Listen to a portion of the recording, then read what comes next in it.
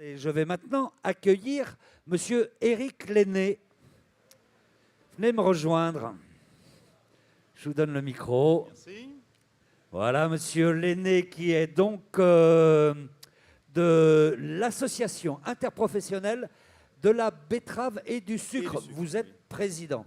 Tout à fait. On va donc parler de la betterave, on va parler du sucre, un grand secteur de l'agriculture française.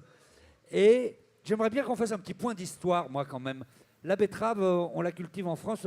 C'est quoi son histoire? La culture de la betterave a démarré en fait sous Napoléon Ier, à l'issue du blocus continental, ne pouvant plus importer du sucre. Eh bien, on a de la canne, du sucre de canne, produit par la canne. Eh bien, Napoléon a mis en place la culture de la betterave en France. Ça a démarré donc en 1811.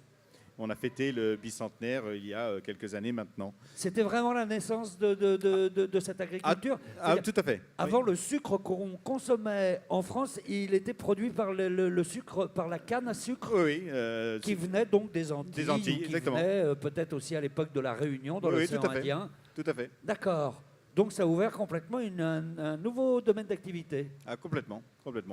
Ça a pris de l'ampleur au fil des années, bien sûr, la culture s'est énorme, développée. Hein. Aujourd'hui, je lis 26 000 planteurs de betteraves, c'est le bon chiffre? Oui, tout à fait. C'est le chiffre le plus récent. Alors, ils sont où? On la cultive où, la betterave? Alors, en France? La betterave est essentiellement cultivée dans le nord de la Loire, avec néanmoins un bassin excentré de 5000 hectares au cœur des Limagnes, près de Clermont-Ferrand. Oui, bah oui, bien sûr. Là, mais pourquoi? Il y a une terre particulière, il y a un climat particulier pour la betterave? Oui, cette usine date, bien sûr, il y a longtemps qu'elle est en place. Et contrairement aux autres usines du sud de la France, parce qu'à l'époque, il y a eu de la betterave jusque dans le sud de la France, et bien celle de Clermont-Ferrand, est restée. Bon, la majeure partie de la production de betterave se fait en Champagne, Ardennes, Oise, Picardie, Normandie, Seine-et-Marne, toute l'Île-de-France, bien sûr. Et puis là aussi, un bassin légèrement excentré qui est celui de l'Alsace, avec la sucrerie d'Erstein. D'accord. Il faut préciser une petite chose quand même, parce qu'on est tous un petit peu ignorants en agriculture. C'est que ce n'est pas la betterave rouge qu'on mange en entrée, qui est délicieuse d'ailleurs. Ce n'est pas la même. Non, effectivement, la nôtre, elle est blanche.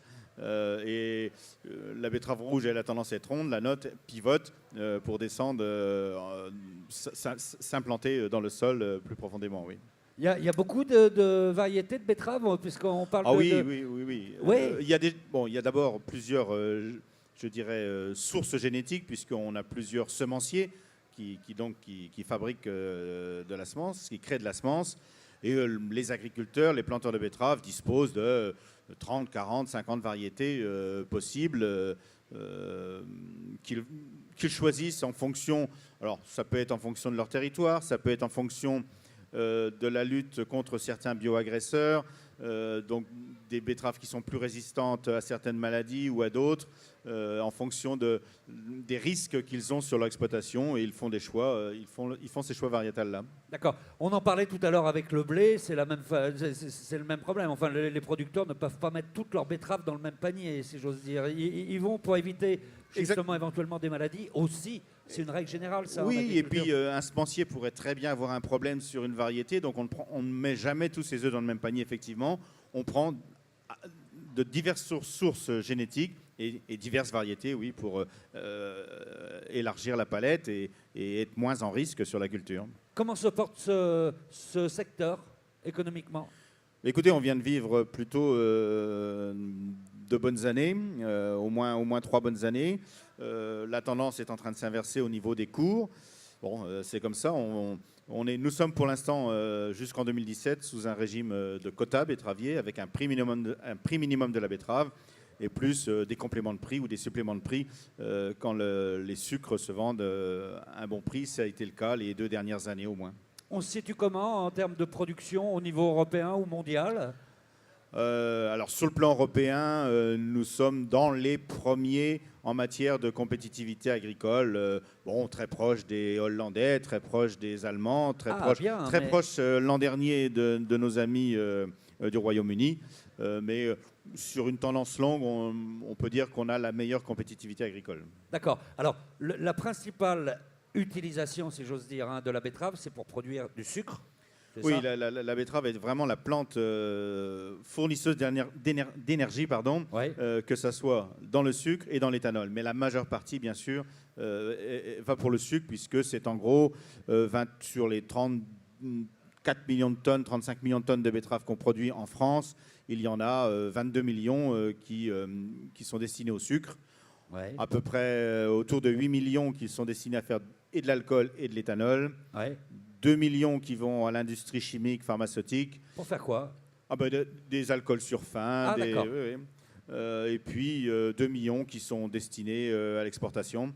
On a, quand je dis exportation, c'est-à-dire sur pays tiers, nous sommes dans le cadre des quotas limités en matière d'exportation. Ouais.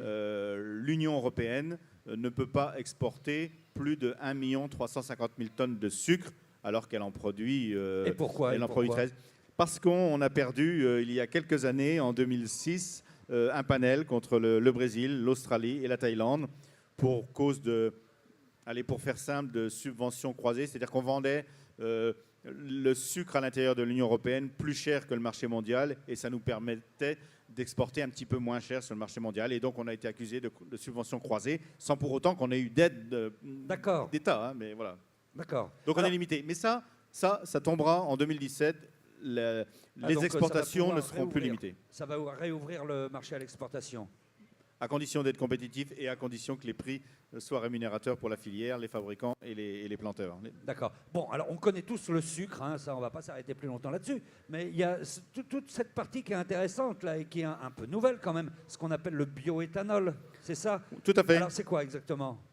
C'est de l'alcool de betterave, hein, issu de la fermentation, tout simplement, et qui se transforme. Le sucre se transforme très facilement, très naturellement en alcool. D'accord. Et on l'ajoute donc, il nous sert Il sert de carburant. Il arrive en mélange. Dans l'ensemble, en base, dans l'ensemble des essences, il y a au moins 5% en volume dans toutes les essences. Oui, ça, c'est une règle. Et puis après, il y a des carburants un tout petit peu plus spécifiques. Il y a le samplon 95 E10 qui donc peut contenir 10% en volume d'éthanol.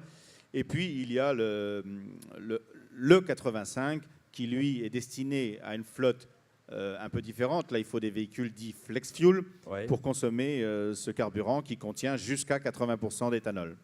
Jusqu'à 80% d'éthanol, on pourrait... 80-85 même, mais et à un prix, en ce moment, on trouve de l'E85 à 80 centimes, 75 centimes, même j'en ai trouvé.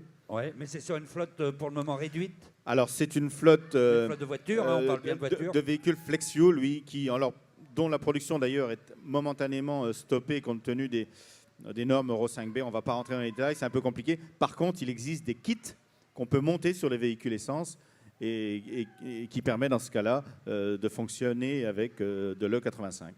D'accord. Ça signifie que donc ça pollue moins, on est d'accord? Bien sûr, l'éthanol diminue les émissions de gaz à effet de serre de 60%.